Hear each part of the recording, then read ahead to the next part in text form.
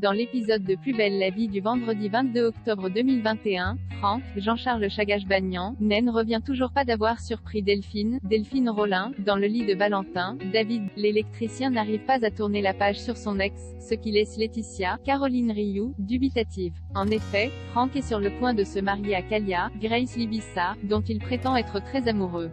Elle le lui fait remarquer, et Franck lui avoue que son union avec Kalia est un mariage. Plus tard, Valentin retrouve Laetitia dans le hall du Céleste.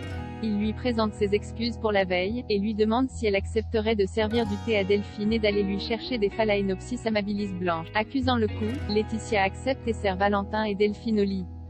Très exigeant, l'homme d'affaires va jusqu'à lui demander d'aller lui chercher un pot de confiture sur la place de l'Anche, mais Laetitia refuse avec politesse. Plus tard, Delphine va voir la femme de ménage et lui demande conseil sur ce qu'elle pourrait offrir à Valentin. Laetitia, se souvenant que Valentin déteste l'opéra, suggère à Delphine de l'y emmener.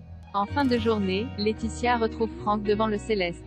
Agacée de voir son ex traiter Delphine comme une princesse, la femme de ménage monte dans les tours.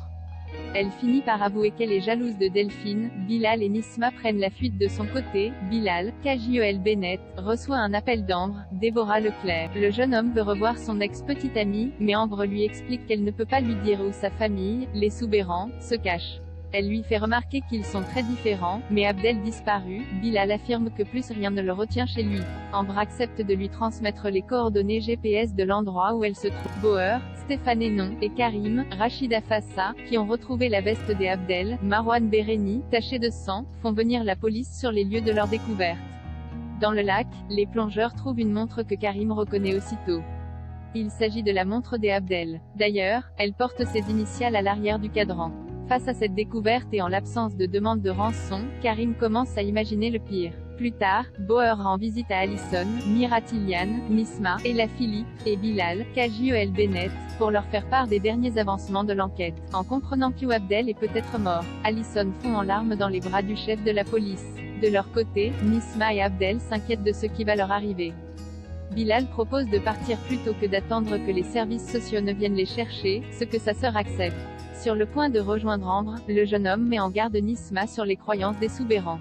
Mais pour l'adolescente, cela n'a pas d'importance. Dieu est mort, souffle-t-elle avant de retirer. Au commissariat, l'équipe organise une fête surprise pour célébrer la promotion de Kevin, Théo Bertrand.